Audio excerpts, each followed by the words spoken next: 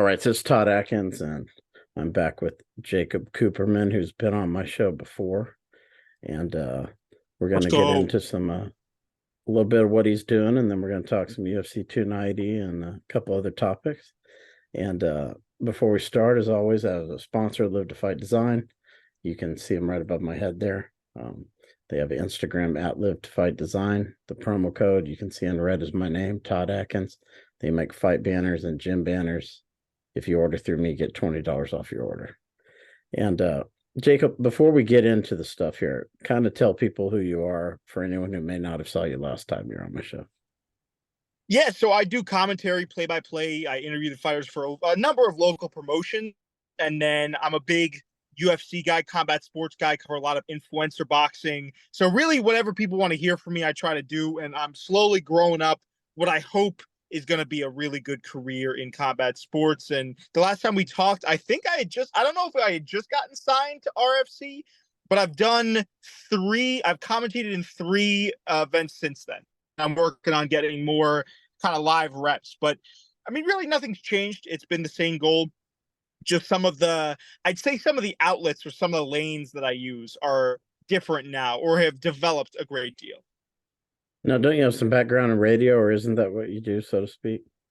Yeah. So right now I'm also working on getting something on air at Sirius. I work there. That's why we were talking about that right before we recorded. I couldn't catch the prelim fights last night is because I have a part-time position there.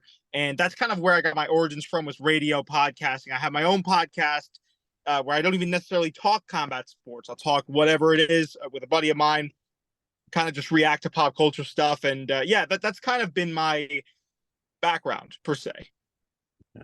So let's kind of get into UFC 290. I had done a show on this earlier, but I was kind of saying, the event was so good. I don't always talk about UFC events after the show. Most of the time I don't, but I felt like the show was, very good. Most of the fights were really good.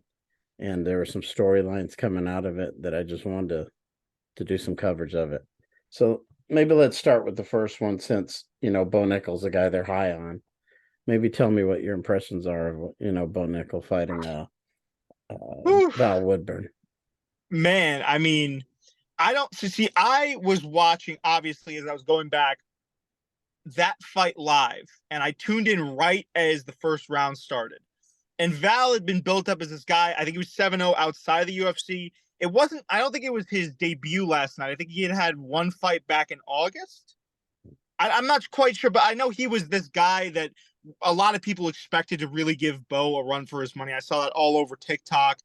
Bo goes in there. Obviously, everyone knows him for his wrestling. Obviously, everyone knows him for his grappling.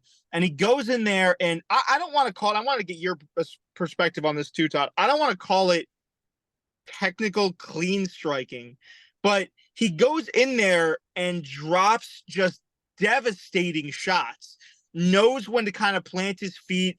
The first shot that he threw that really had Val stunned, I know you saw it, was that check hook where he kind of leaped in. I don't even know he called it a check hook. It was like a hook leaping in, really stunned him, and then fantastic finishing instinct to get the job done.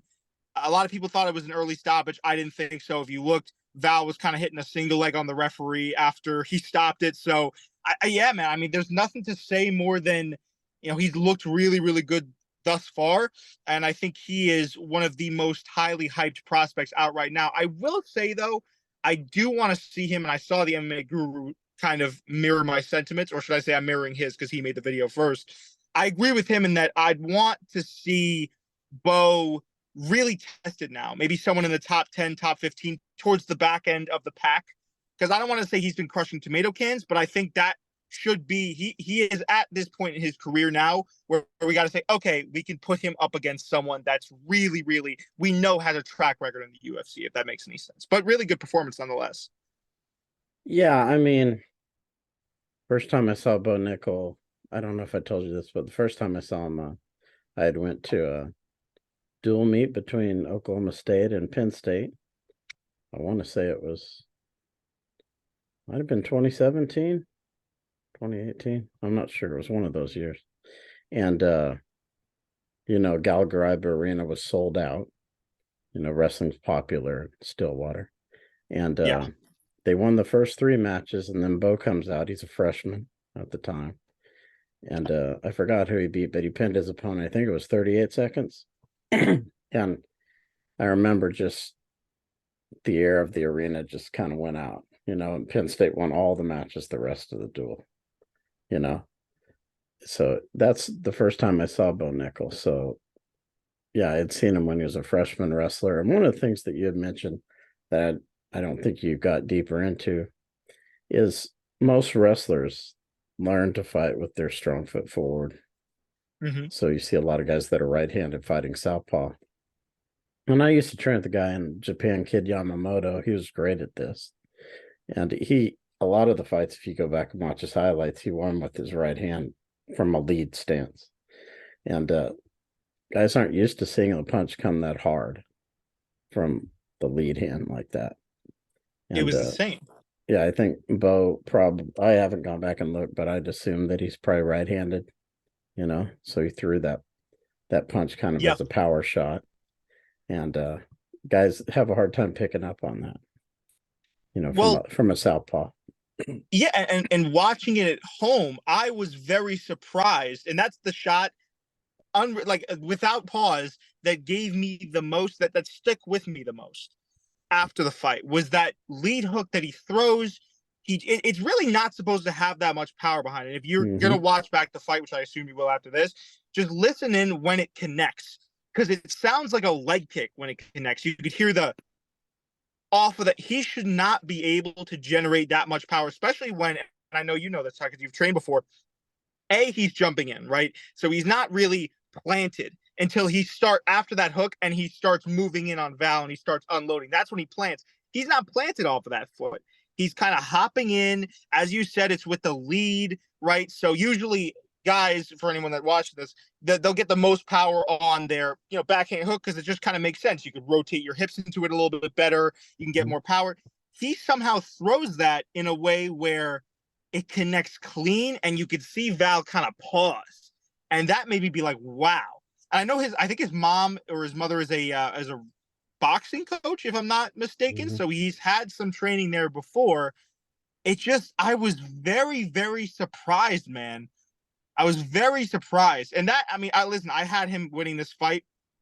Even then, I looked at this performance, I was like, wow, what can this guy do? And I think that's what makes him such a good prospect. It's not that I don't check for him for his personality outside of the ring. And then maybe this is a hot take. I'm sure he's a nice guy.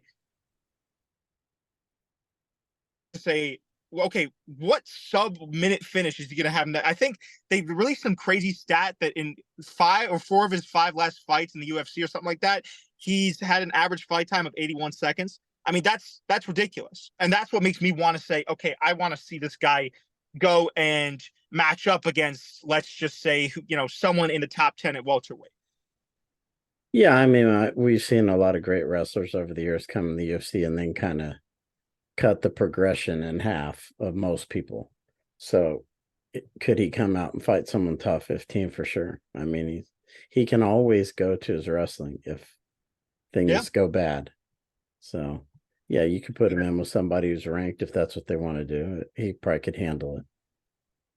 Yeah. And I think you don't want to rush him, right? Because there's been very many examples of guys that have been rushed. So, for instance, like Darren Till was kind of rushed, where he had all this momentum behind him, and then recently he loses to DDP, Drix Duplessis. So you definitely don't want to rush him, but you do kind of, as I said, and I think we're both in agreement. You do want to see what this guy can do, because, man, I mean, I don't even know if trying to think, Leon Edwards, that's a tough fight. But I think also what makes him so interesting is, to your point, like you said, that you could see him against someone in the top 15. It would be an interesting fight, and that he has that ace up his back pocket, which is his wrestling. But I don't even know, thinking about long term, and this is the UFC fan in me, just like, breaking everything down and say, like, oh, well, how does he face off against Leon Edwards? I couldn't realistically tell you how he faces off against Leon Edwards. Do I think he's ready? No, but the interest for me partially is like, all right, well, where does this guy land? Where does he kind of the dichotomy of the top 10 at welterweight? But yeah, again, like I said, really, really fun performance. I kind of felt bad for Val Woodburn, though. Back to the drawing board for him. I think he took this fight on short notice as well, right? Yeah, I mean, they're. I doubt they would punish him for that. Yeah, you got to get him at least another fight to prove himself. I mean, it was a very, I think it was, I don't even know how many days short notice, but I know it wasn't a significant amount of time for him to be, or no, Right. he might have been training for a fight in August. That's what I heard. This might have been his debut, and he was training for and then it got scratched, and he's had this time to train, but still, you feel for the guy because I've been seeing a bunch of stuff. Apparently, he was, I don't know the exact name of the job, but I think he was a landscaper. There's a bunch of videos of him doing landscaping. So kind of one of those guys that you just want to see succeed. But I'm happy for Bo Nickel too, and I love watching him fight. He's one of my favorite dudes. If he's on a card, I'm tuning in instantaneously. Yeah. Now let's kind of get to Jalen Turner and Dan Hooker. I mean, I kind of feel like Hooker was on the verge of maybe being done with the UFC if he lost one or two more fights. And then he comes out and, has this war with Jalen Turner. Maybe talk about that a little bit. That's a fun one, man. Some of those shots that Hooker ate, I was sitting there like, how in the world does he take a flush head kick from Jalen Turner? And he just kind of like, not that he walked it off, but I mean, man, most guys would have fallen to that. I thought he did well. I know he broke his wrist or his arm and really did a good job of fighting back into that fight. Watching it live, I really wasn't even sure who was winning, mostly because the totally legally streaming service, by the way, that I was using on the train, to stream my fights, totally legally, of course, was kind of going in and out during that fight. But it was, I think, one of those wars where I'll think back to when I commentate. I've seen these types of fights before where I'll say on commentary, if I was commentating that fight, man, it's like I would not want to be the judges right now. That's a tough one. It's one where the action is so all encompassing that you're not necessarily looking at who was pushing forward the most or who was, kind of pushing the action, putting more volume, putting more damage on the other guy. It was just a super duper fun fight, and credit to Dan Hooker. I don't know if he's going to really realistically be in the title picture though, but still a fun fight nonetheless over a really tough prospect in Jalen Turner. Well, he could be if he goes on another run. Winning this fight was a big deal for him. So it just And depends I don't on. want to take anything away from that either. Yeah, I definitely don't want to diminish his performance, but he's in the early stages of what I personally hope, because I'm a big Dan Hooker guy. I really like him in what I hope could be a run. But if I was a betting man, I would probably put money down on the fact that maybe he toils around at so what we said, like the bottom 5 of the top 10, and probably runs into a brick wall at some point, unfortunately. But I mean, again, I could literally, we just had this Dricus Duplessis fight with Robert Whitaker where he finished Robin in 2 rounds and arguably was winning the first. So realistically, you don't know what's going to happen in the MMA world. But yeah, I was super duper happy for Dan. Yeah. Now this is kind of where we got into a lot of the interesting stuff because the last 3 fights all had, I would say, some interesting maybe storylines going into them, and kind of Yep. as the result of the fights as well. So the biggest one being I would say Dricus and Whitaker, just because of what's on the horizon for Dricus if had he won, and also that I think a lot of people weren't giving him a chance. So maybe talk about Dricus' performance. Well, I want to get your thoughts on it in a moment, but I will say I was one of those people. I didn't give Dricus zero chance. I did have an eerie feeling in the pit of my stomach that perhaps something like this could happen. I just thought that, and I still do think that, and this is I was talking to a buddy about this earlier. I think this is this fight, if you want to bring this to someone and say, if your friend asks you, this is a better way to say it. If your friend asks you, say, okay, dude, show me a really good metric for what MMA math is. Like MMA math, how nothing makes sense. I would say look at the Dricus Duplessis fight against Rob Whitaker, because I do honestly believe that Rob is the more well-rounded fighter, the more skillful fighter. I think a lot of people on paper had him getting the cardio aspect of this fight down. He's more slick. I might give Dricus better defense, but besides that, man, on paper there is no way, and the live odds showed that there was nobody that expected Dricus to take this. and I felt like he kind of really utilized his physicality well. Because Dricus is not massive for middleweight, but it's quite clear he's kind of. I made a video on this earlier. He's kind of built like a Dorito. Like he's very wide at the top, and then he slims down, but he has that powerful frame where if he gets you down, you're in trouble. Again, I'll take a page out of MMA Guru's book. He does have that kind of fight, that commandeering sort of thing about him where he can end a fight with his physicality, with his power. And I think that was the main factor of this fight is like one fight, one shot can end it all. And he was just on a momentum type run, and now he's fighting for the belt, which is surreal. But I hope he gets it. I was sad that Rob lost. I am a DDP fan. I thought that kind of post-fight press conference, we were talking about that a little bit last night, and I want to have you expand on that a little bit. I thought it was personally kind of cringe. But yeah, super, super happy for DDP, and I'm sure Rob will bounce back and, because he's super duper talented. The beginning of the end of me was the second that Whitaker locked up with him, Duplessis threw him real easily with like a headlock hip throw. And that was crazy. Then he beat him up pretty badly on the ground. And I saw Whitaker go back to his corners. His eyes were about this big.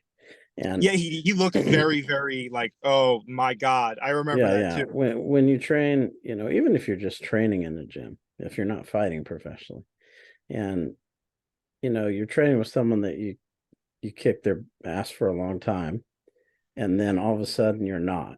That's how it feels. Like the first time it happens, you're shocked, Yeah. Because I've been smashing this dude for years, and today I didn't, And when he threw him, that's what it was, like his face was like, I think, Whitaker was complimentary of him, but I don't think he thought Dricus could beat him.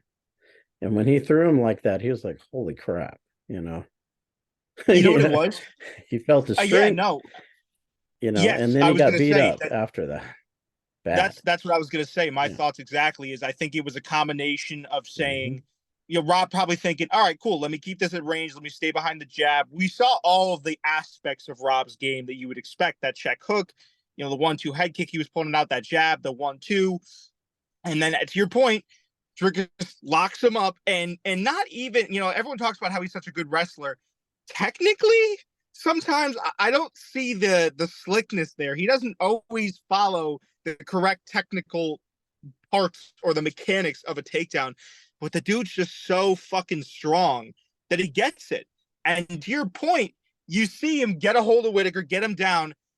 And I think it was that thing where Whitaker's like, oh, I can't let this guy get close to me at all. And so then it was that mental thing of saying, now Whitaker's like, oh, I have to be perfect the rest of this fight. I cannot let this guy get near me. I can't let him lock up with me.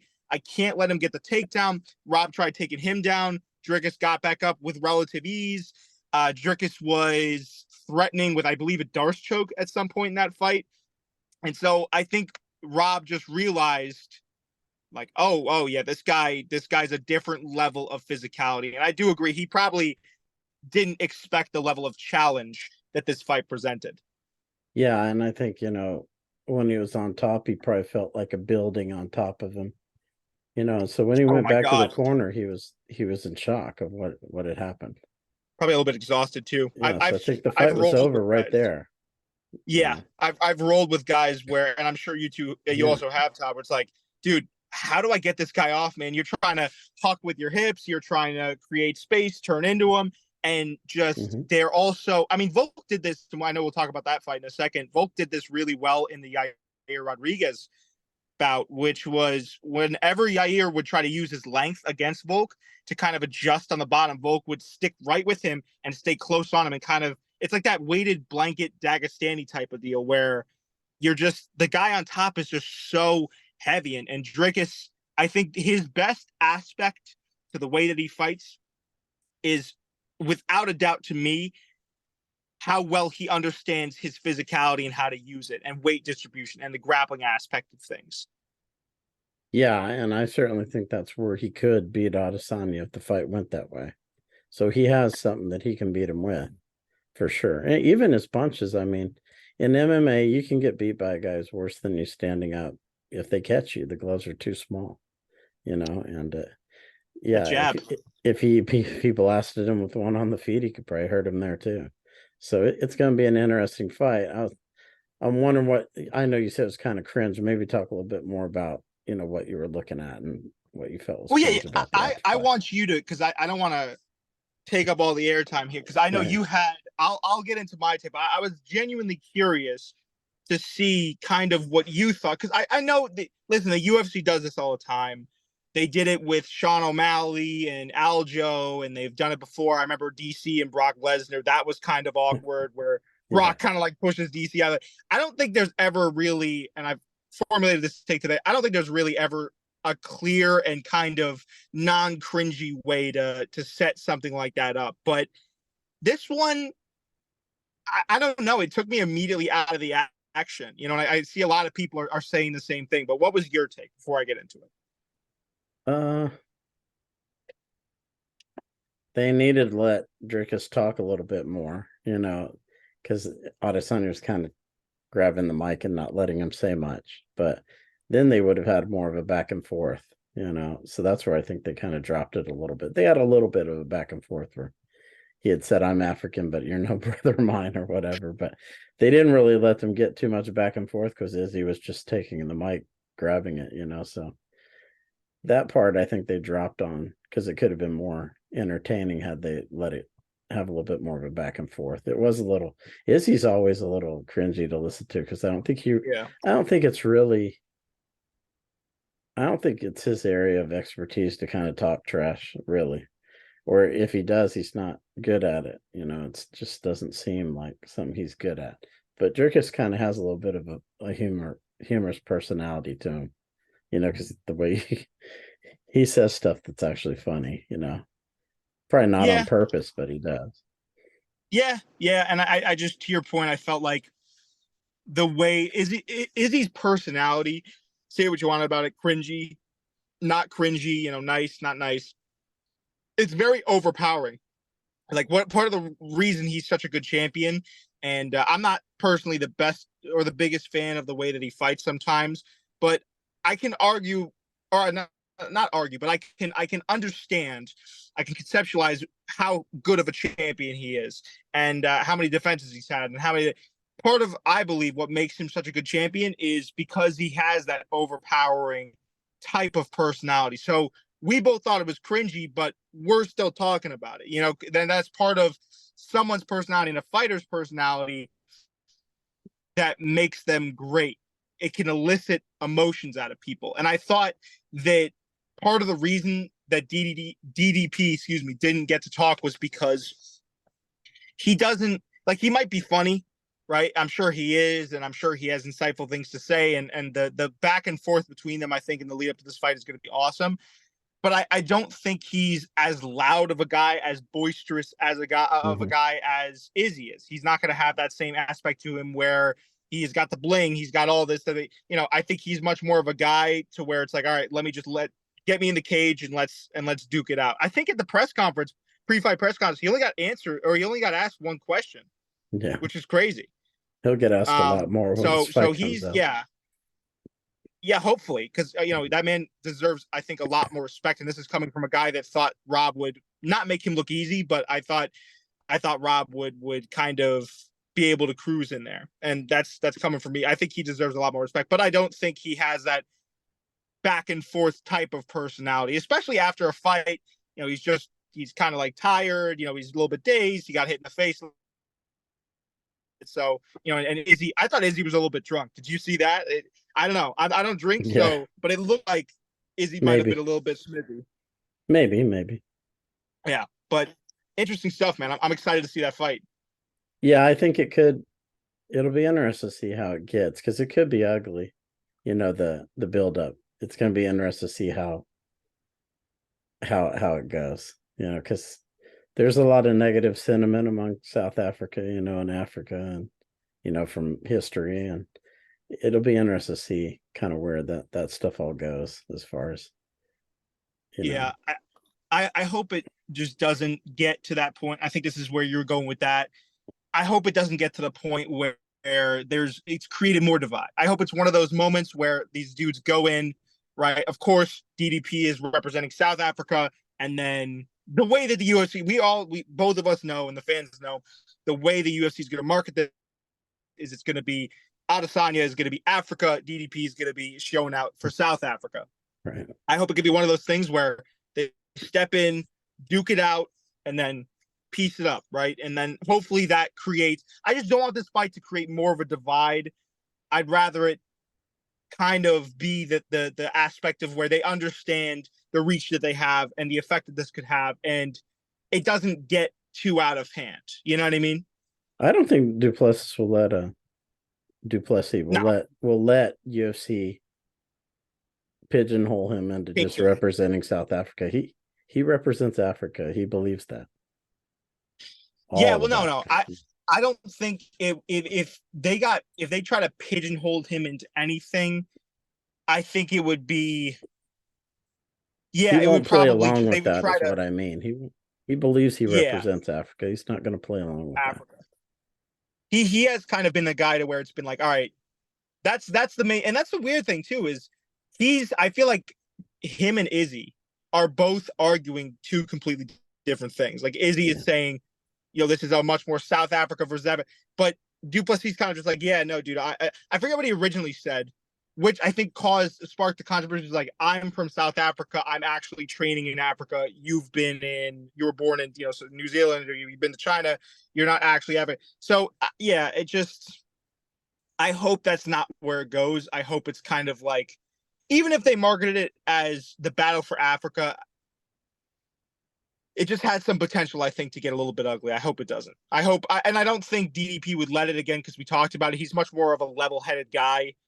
I could see Adesanya maybe running with it to generate hype for the fight, but I think DDP is going to stay true to his guns, and I hope they could piece it up after the fact. They probably will. I don't think there's any real kind of animosity there. Like, you look at some of the fights, like, let's just say, and this is an extreme example, but a Conor McGregor and a Jose Aldo, like, there was real vitriol there. This is kind of just like, I could easily see them piecing it up after the fact. I think they have animosity for sure. Yeah, for sure. But do you think it's on the level of do you think it's something to where if they came together, they couldn't say, all right, let's put this behind us? Oh, I don't know. The fighters today are weird. In the early days, the guys didn't do that stuff. If they didn't like each other, it didn't end after the fight was over. A lot of times it was more personal. And I think Izzy's taken that personal because, Duplessis kind of saying, look, I represent Africa and you guys don't. You guys left after to be successful and I didn't. You guys don't represent this country and I do. And he takes that personal. I think Adesanya takes that personal because, it is his roots, even if his family left early. He is from Nigeria. And, I think he takes that personal. What I'm trying to say is, like, I'm trying to find another good benchmark or metric to try to compare this fight to. I think the buildup between Usman and Covington, I think, was a step above this in terms of intensity. And where if Usman saw Covington, it would probably be, or even like Covington with Masvidal. You saw that after the fact of the fight, Masvidal attacks him. I don't think that this, I guess you could call it a rivalry. I don't think this will have long standing. What I'm trying to say is I could easily see them sitting down at some point, especially with the weird like tour that Izzy's been going on, where especially with a guy like Pereira, he seemed to have pieced it up with Pereira, with John Jones. I don't think, and I guess I don't hope as well, that this is going to be a long-term issue, you know? The other thing that I think makes it a little bit different is I don't think Adesanya expected to be fighting him. I think he thought Yeah. Whitaker was going to beat him like most people did. And, he stomped Whitaker in the ground and, he was probably a little shocked by that too. And now he's like, holy, I am going to have to fight this guy. Even if he talked like he knew, he didn't know, and now he's like, now I am going to have to fight this guy. And he's already in Izzy's head because of the stuff he said before. can see by the way Izzy reacted. He's already in his head, and he's going to get more in his head as this stuff starts to build up. Because now it's just him I thought and it was this. funny. All the questions he gets asked in interviews, all the questions he gets asked in the media that they do. Now there's going to be a lot more stuff come out. Be a lot of heat behind it. It was funny too. Someone said because ESPN MMA posted the full video of Izzy being in the crowd, like staring him down, pointing at him. Someone said Izzy always acts as if he's in his own movie scene, which I thought was really funny. You know what I mean? Like Izzy always acts like he's in some MMA warrior type of boxing film. It's very funny. But to your point, dude, I'm excited to see what this fight will bring, not even outside the cage but also inside the cage. Like how does a guy that's also very physical, that I thought gave Izzy a lot of issues and even won against Izzy, was Jan up at light heavyweight. And I'm not saying that Dricus is exactly the same fighter as Jan, but I think he has that same ace up his sleeve, which is the physicality. Jan's another dude that's kind of built like a box. He's like a big, strong, stocky guy. So as far as anyone's came to being Izzy's kryptonite besides Pereira, which is just, god level striking, being 6'4", I think that's we've seen this kind of blueprint before. And I think that Duplessis will probably give him a very, very good run for his money and really present a unique threat to Izzy in a big way. So I'm amped. I'm pumped. Yeah, I would watch it for sure. There's not always fights. That one I already know I'm gonna, You gotta mark it down on the yeah, calendar. Yeah. that one I'm gonna watch. I don't care what the card is. Now let's kind of get into Brandon Moreno and Pantoja, which was, just amazing fight. Yes. Um, man, it's hard to really. What did you think of it? Maybe talk about your thoughts about the two guys and the fight itself. Two dogs obviously figured out that, or I figured that Moreno would be in this type of fight and that Alessandro Pantoja would be in this type of fight. I thought that, I mean, both dudes fought great and it was very close. I know there was a little bit of controversy with one of the scoring cards from the judges that gave it like 49-46 to Brandon Moreno, if I'm remembering Mm-hmm. correctly. Too close for that, but that happens with MMA judging. It's kind of like you expect it now. I was sad that Moreno lost. Do I care for Alessandro Pantoja as a champion? No, I don't. I don't strongly dislike him, but I also don't strongly like him. I just kind of feel like, meh. Am I going to tune in to watch his title fights? No. Was Dana probably a little bit bummed that Moreno, a guy that's so marketable, is no longer the champion? Yeah, but I'm also happy for Pantoja. It looked like he got pretty emotional. He fought a great fight. I thought towards the end in that fifth round, his control on the back of Moreno, and I think he had a takedown in there. I have to rewatch the fight, but I feel like that solidified him that contest and the knockdown early. So I thought he did a really good job at utilizing those really big moments where he needed to get something done. I thought he did a really good job at capitalizing on those. And yeah, I'm sure that Moreno, they'll give him the benefit of the doubt. Hopefully he gets another run at the strap, rematch. But it's also crazy in that that'll be there if Moreno gets a rematch now, that'll be their fourth fight. And undoubtedly, Moreno will be the first guy in history to have two quadrilogies on his resume, which is insane to think about. Yeah. His boxing looked really good. I thought Moreno, he just couldn't put Pantoja down. The guy was just super durable. But I do think his wrestling took a step back. And the one thing that I have brought up with Derek earlier is Moreno had originally moved out to Glory, or in Missouri. He didn't move there, but he was training there for his fights. And, he thought he was going to have this great pairing with James Krause. He had the one fight with him with Kai France where he looked really good against a guy who's Yeah. very good. Kai France, a very good fighter. And then all of a sudden, of no fault of his, Krause is out of the picture. And now he's got to, find another gym to train at. He did have another fight before this one with Fortis, but that's one thing, like I saw his corner, he's got one guy yelling at him in English, one guy yelling at him in Spanish. There's like his corner seemed kind of disjointed, and those kind of Yeah. things. I wonder, would it have been different with James Krause had they been able to keep going? You kind of wonder how he would look now. Yeah. I thought his boxing looked really good though. No, his boxing's Yeah, always solid. yeah. Thought his boxing looked good. I thought he threw some good elbows in there too. I think his offense looked really good, but I think his wrestling took a step back. Because he got taken down a lot, and that's why he lost the fight.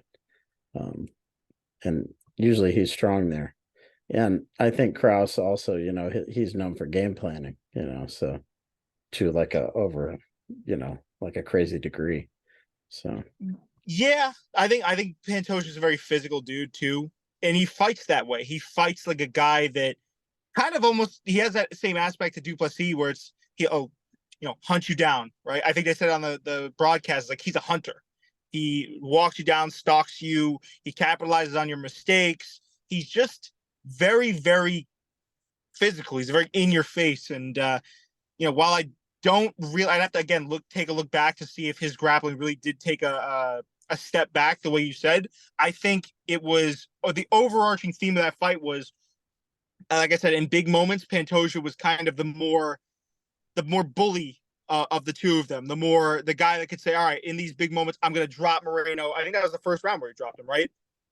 With a hook, I think. And then in that last round, I'm going to backpack him, make him wear his own weight in mine. I'm going to take him down, control him, open him up with a nice shot, with a nice elbow back from the first round. I thought that he just in a dogfight, he was the dude that was leading the dance in terms of intensity and in terms of again that physical presence. But Moreno fought great, dude. His boxing's always really fun to watch, especially when it was like the middle of the fight and they're just going back and forth, just trading bombs. So fun to watch.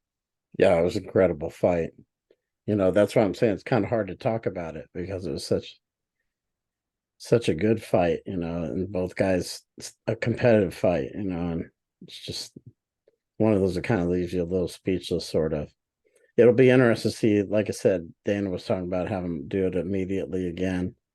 You always wonder where the loser goes if they don't do it immediately again. So it's I going to be see that going interesting. both ways.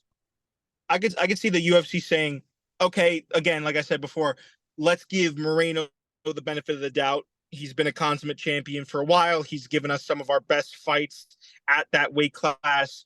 We're gonna give him that or saying to introduce a little bit more parity into the division, we have this new champion in Alessandro Pantoja. Let's face him up with some of the young and hungry up and coming prospects in that, like a Roy Val or someone else of that nature. I could see them easily saying, "Yeah, let's see about that," and then pairing Brandon Moreno up with someone else. If he wins that, then he gets another crack at it, which they did before with when I forget which fight out of the quadrilogy it was, but he went down and he had to face, like you said, Kai Kara France for the interim championship. I could see them also doing something like that easily. Yeah. Now, so we get to the main event, Rodriguez versus Volkanovski. Now, this one I was interested in because I wanted to see kind of how Volkanovski was going to deal with someone who does things a little bit differently, is kind of long, you know, dangerous. And there were some hairy moments for him here and there. I thought Rodriguez was starting to find his groove in the third round when Volkanovski dropped him, actually.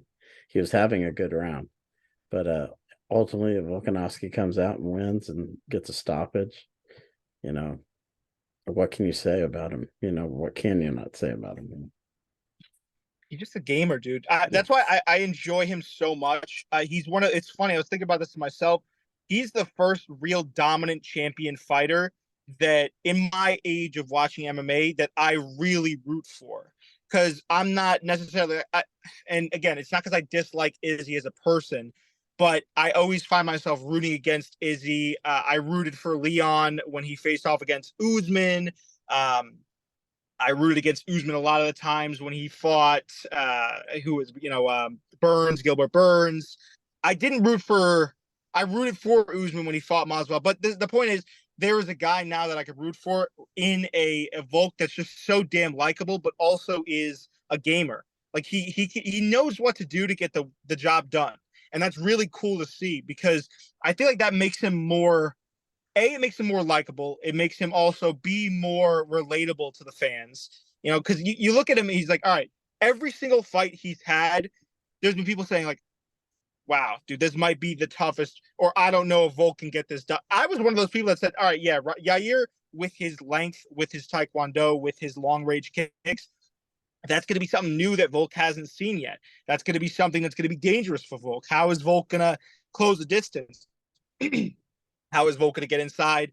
But then Volk comes out, especially in the Islam fight, and it's just like, oh, yeah, Volk's on this level. It's kind of like he has to remind you every single time. It's like, yeah, no, I'm. They call me Alexander the Great for a reason.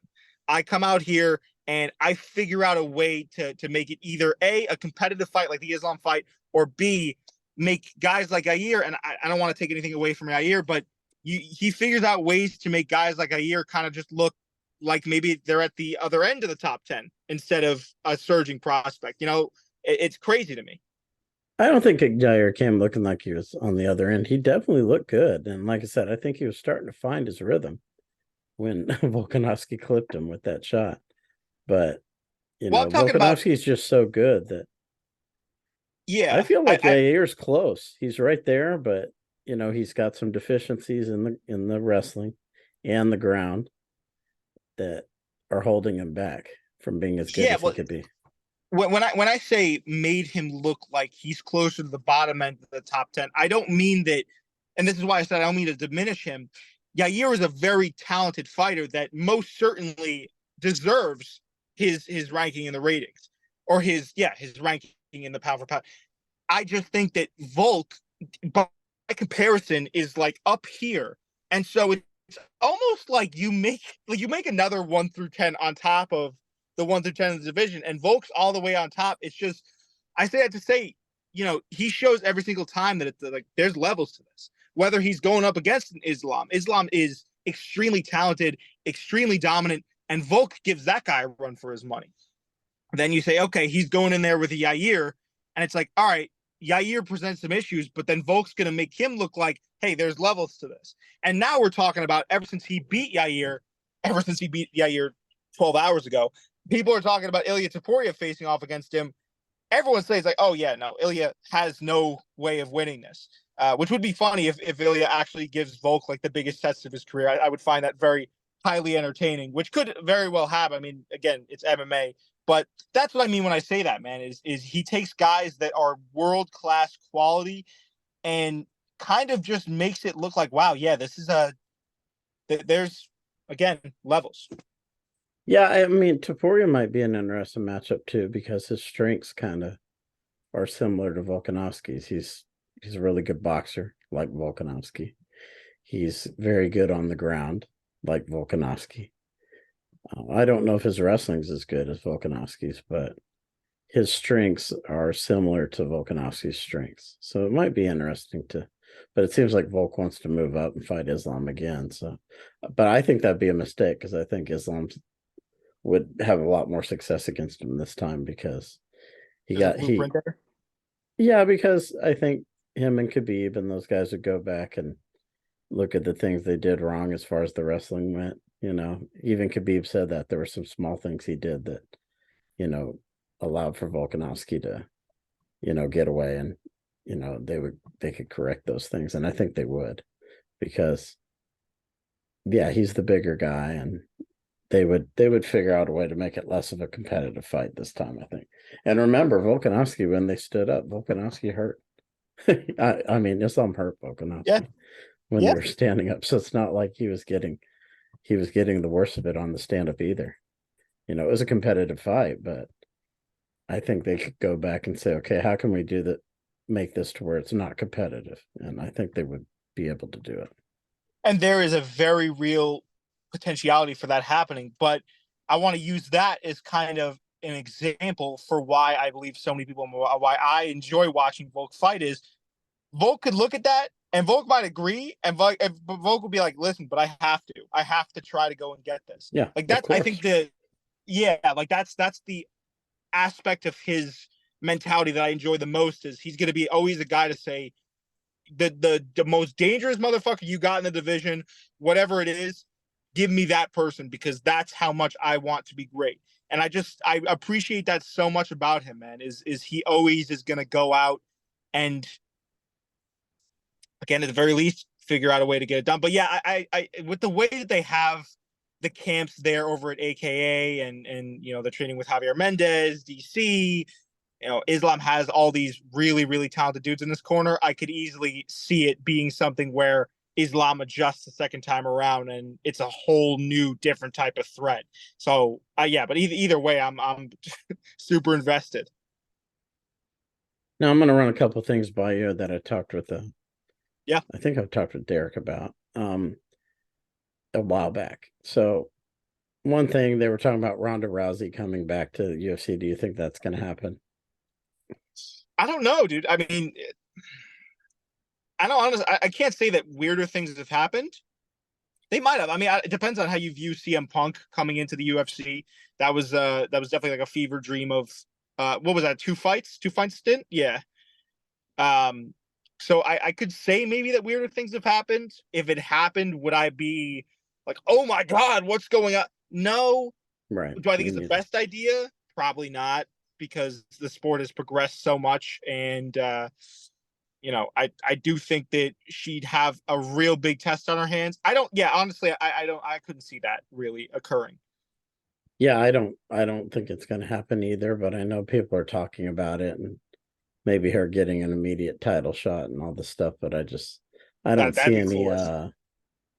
I don't see any validity to it myself. An immediate title shot would be foolish. I mean, that's Yeah. just like, come on. Let's be realistic here. Yeah. Now maybe we could talk a little bit about, I know because you've been doing some stuff on influencer boxing. Yeah. So let's kind of get into that. Some of the Oh, stuff you talked about. well, what do you want to talk about? I mean, I don't know if you heard the Kingpin promotion just went under. Well, it's kind of. I mean, I made a video about it. This is always what happens, dude. Is I'll make a video on something. I'm sure you know the same. Is like we both kind of try to be guys that cover the scene. You'll make a video, and then immediately you're definitely better at this than I am. But I'll make a video on something, and then immediately new breaking news happens. So, for instance, Kingpin, the influencer promotion that featured Anisan Gibb, King Kenny, who else? Austin McBroom, all these talented people apparently goes bankrupt. So I make a video about that. I upload it. And now there's a little bit of kind of smoke in the air about whether or not it's truly going bankrupt. Nobody really knows what's going on. It might still be financed. That's kind of what I've been covering. It has been outside of that, a very slow month I found for influencer boxing news, and that's what most of the people that tuned up to my channel like to see me talk about is that influencer section. I get a little bit of play talk in MMA, a little bit of play talk in boxing, but yeah, no, it's fun. We had, I know your guy Salt Poppy. I made a video on him. Instantaneously got all the Filipino fans, and they're very. I got to give it to them. They a lot of them did tell me to kill myself, but they are very nationalistic. So it's not nationalistic, not a word, but they have a lot of national pride. Mhm. And so it's definitely it's a wild ride when you talk about influencer boxing at all. I'm gonna be in the Philippines here in a couple of weeks, for about 3 weeks, near the end of July. So yeah. Ask them what they think of Gloves Up, and they'll probably there's going to be like a warrant out for my murder. That's what it felt like, dude. Is like I have, if you go to the video, I think it's sitting at around 28,000 right now, and 60, 70 comments, most of them being like, kill yourself, fight Salt Poppy. It's like, dude, I just started training 2 months ago. I think Salt Poppy would, and I'm not too proud to admit it, I think Salt Poppy would put me out of consciousness. But I wanted to make an honest video about where I thought that someone could kind of exploit his skill set. I also gave him his props. Like we talked about this on the show that was supposed to come out, but then we had technical issues.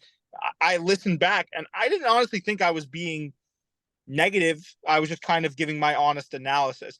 And I hope you don't mind me saying this, you showed Poppy the video, and even Poppy was like, yeah, that's a good video. I think he's wrong about certain things, but it's a good video. So it's very funny when guys who I make the videos on are like, yeah, cool, good guy, good video. and then his fans are just like, dude, yeah, he'd fuck you up.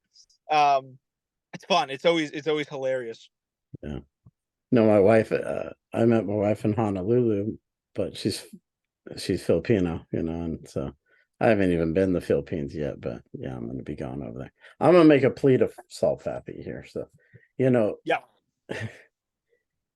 you became Salt Pappy by doing, this, salting food, eating slow motion, stuffing your face with like Jolly Bee. I don't know if you've ever had Jolly Bee fried chicken. I gotta try it. Good stuff, man. You can get it in the US. There's a few places where you can get it. Is it in New York? You might be able to get some. I mean, New York's huge. You would think they have a Jollibee. But, Probably. and he had this little short haircut, the Edgar haircut or whatever they call it, like the bowl cut. So these things, it's like you take the uniform off and you can't continue to be Salt Pappy if you're not salting food and stuffing your face in slow motion and running in place. These are all things that are part of the image, So when you have to box without all this, now he's got a perm, you know, he's not doing so it's like it's hard to take it off. It's like a pro wrestling thing, You have to be that, you know. Do you think that lost him his last fight? No, no, No, no. I'm fucking. I'm Probably kidding not, around. but it's still that's where the power comes from. The salting the food and eating in slow motion. That's where all the power comes from. The momentum comes from all of that. Who do you think he fights next? I'm very curious. I don't even know. I don't know a lot about influencer boxing anymore. And it kind of feels like there's a lull in it. I know Jake Paul's getting ready to fight Nate Diaz, Yeah. but apparently they're not selling squat on tickets. They may have overdone themselves by having it where they're having it. Aren't they having it in Cowboy Stadium or something?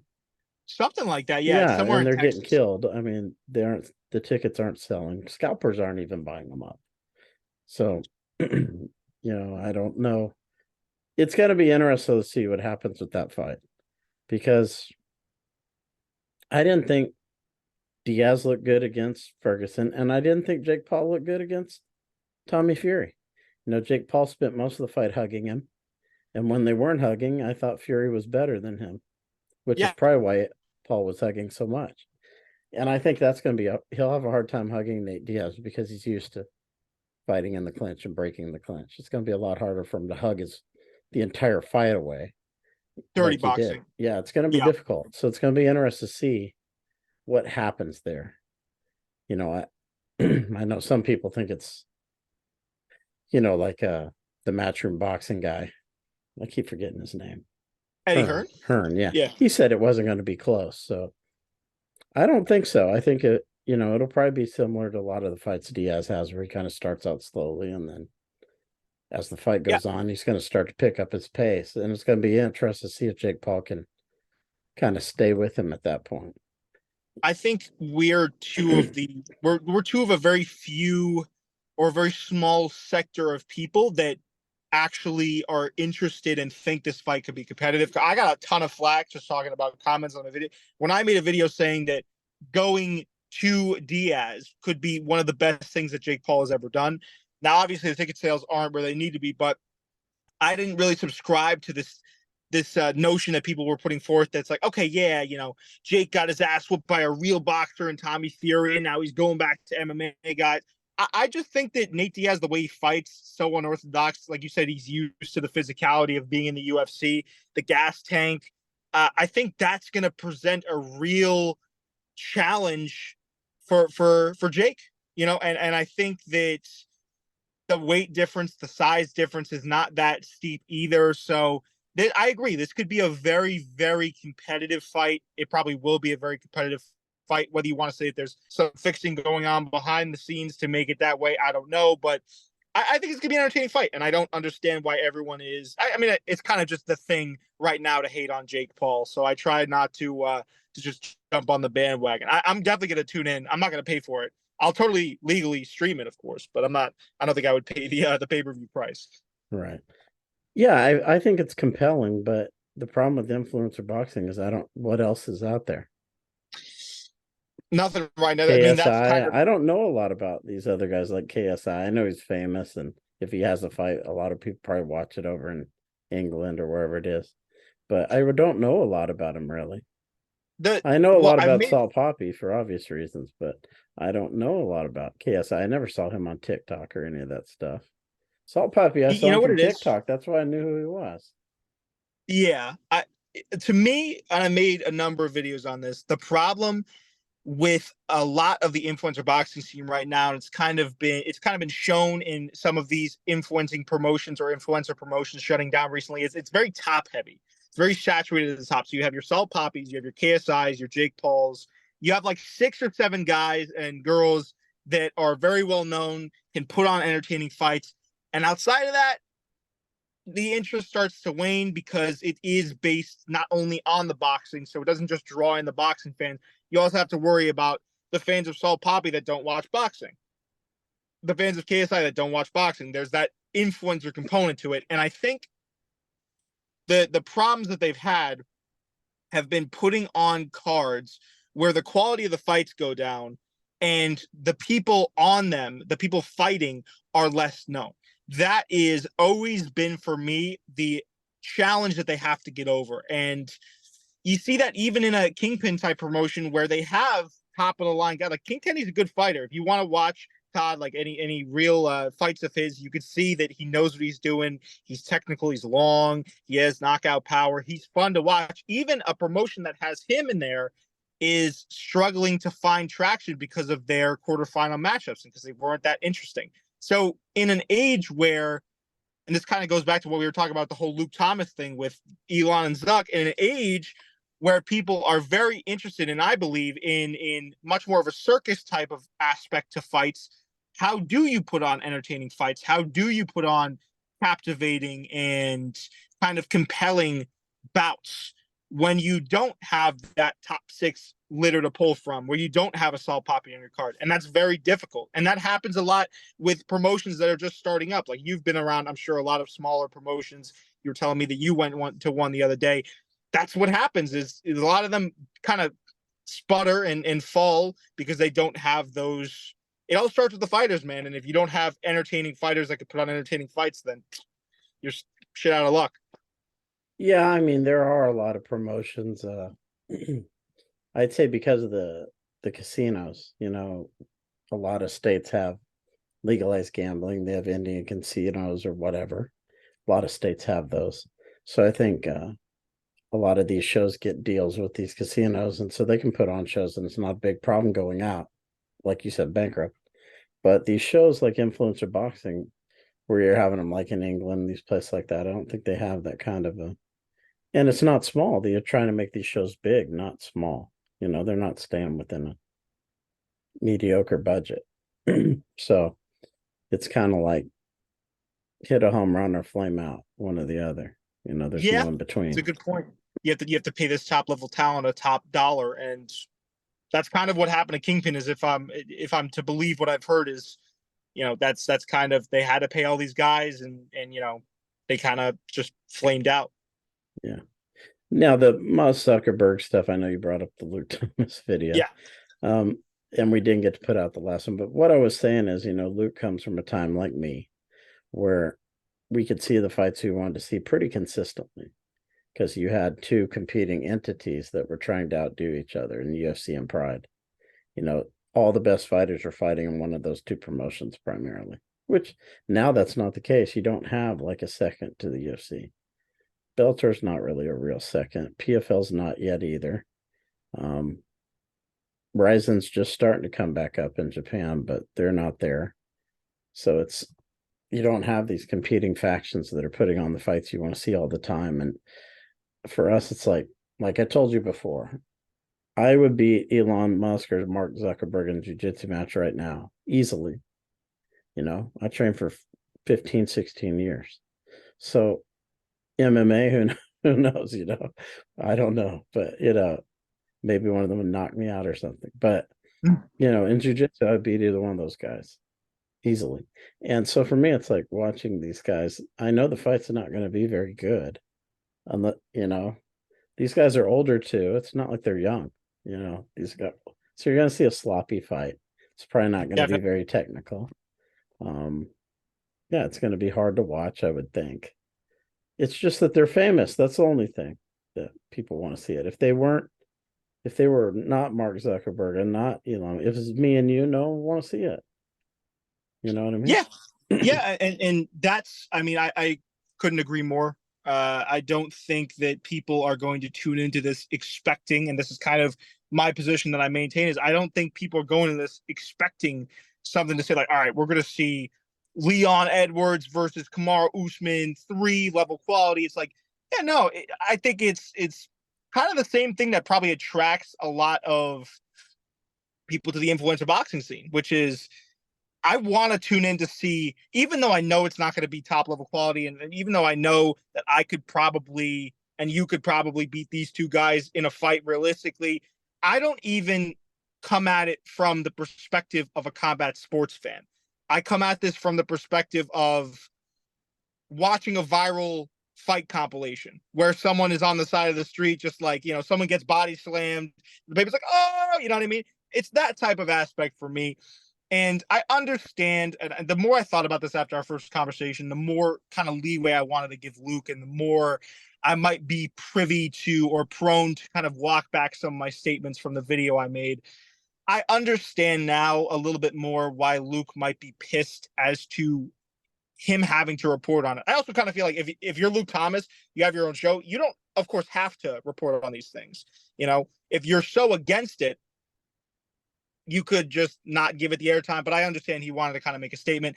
I could see though why he'd take it as an affront to the professionalism of MMA. I just don't also think he's viewing it in the right lens. I think he thinks a lot of fans are tuning into this as MMA fans. I think he's kind of viewing this from the lens because he must be an absolute. I mean, it goes without saying that he's a gigantic MMA and combat sports fan. I think he's viewing it through that lens. And I think it's very important that we don't mix in this fight with MMA and combat sports, because to do that, and I know you'll agree with this, Todd, to do that would be an absolute insult to the sanctity of combat sports. I think this fight should be treated as if it were, again, two of your drug buddies wrestling in the background or the backyard, and you kind of like take a video of it and you sell it in high school for $5 to people. I think that's the extent to which we should view this fight, and that's where I kind of differ with Luke Thomas. I don't think it's because he's angry about having to report on it necessarily. I think what he's talking about is this is where we are. This is where we are as fight fans. The UFC, on one hand, you get shows every weekend. They put on a ton of fights, but you don't get the.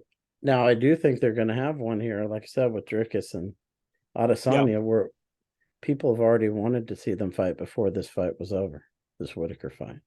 So they're going to have several months of vitriol to build up that fight. But usually, if we're getting a big fight like Pantoja Moreno, there was no build up for that fight. It was amazing, but there was no build up for it. It's just we have a fight coming up. Saturday, another fight, another UFC. The card was amazing, but there was no build up for these. The only one that had build up was Dricus du Plessis, because yeah, you of all had this other angle going on. So you don't really get the build up that you had back, in the early 2000s, early to mid 2000s, where you have fights that you're waiting months and months and months for, and they're announced 3-4 months out, and UFC has so many shows they couldn't build a fight up they wanted to unless it just kind of happens, like this one with Adesanya and du Plessis. And I don't think that was his intention when he made those statements either, Drickus.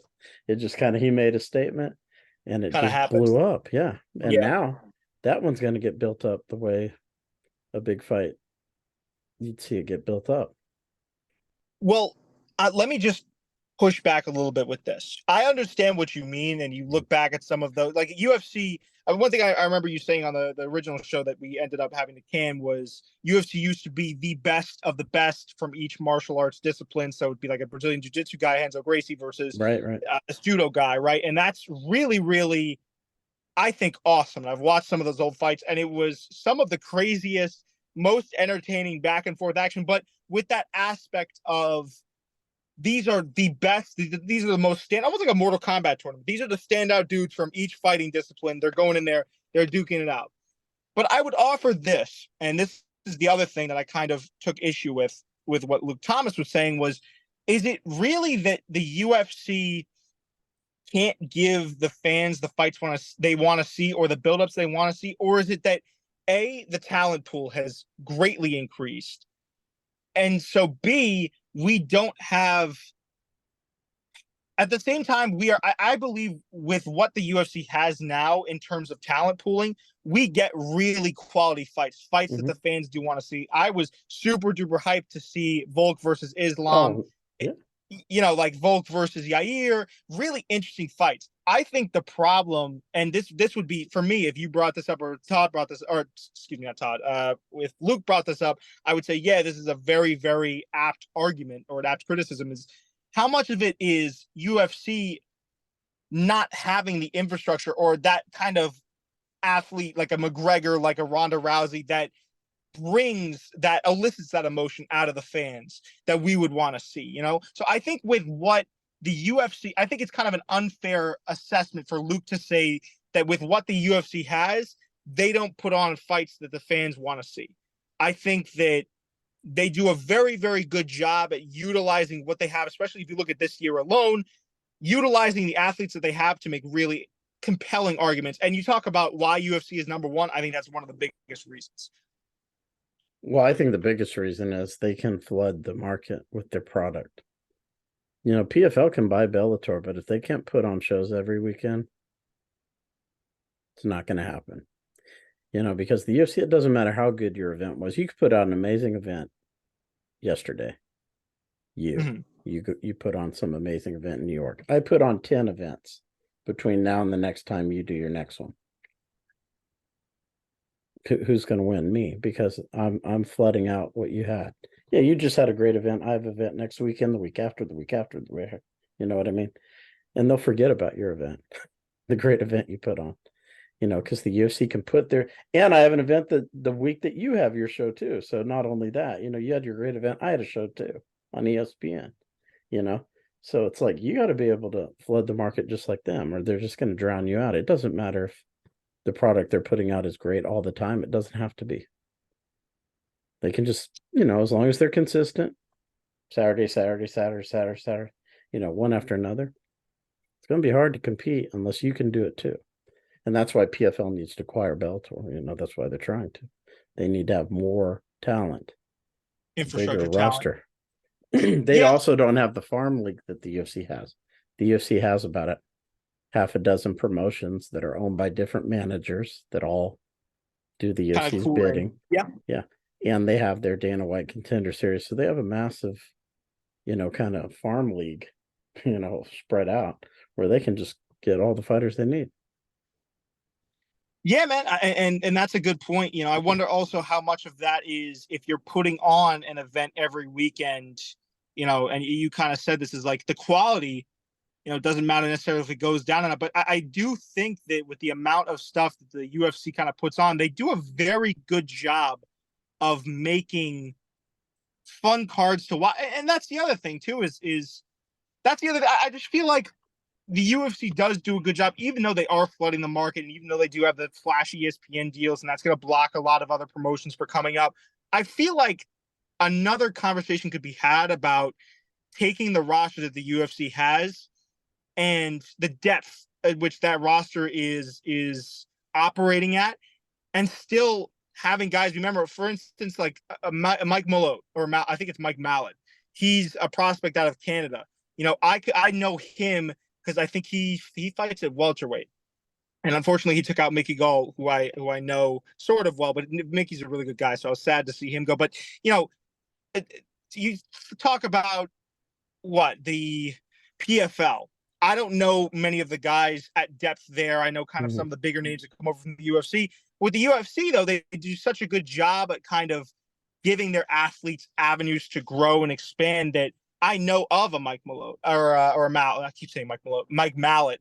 I know of a, let's just say, a Brandon Royval that's a little bit lower down in the rankings. I know of, the, so I think the UFC also does a very, very good job of kind of maintaining the people that aren't necessarily at the top. And I do think, I really don't think that Luke's comments about the way he kind of phrased it was that the UFC somehow doesn't want to give fans, just because what, like the Connor versus Chandler fight, which since we last talked, I'm kind of a little bit more so on the side of where you're at and where Luke is at, which is like it's probably not going to happen.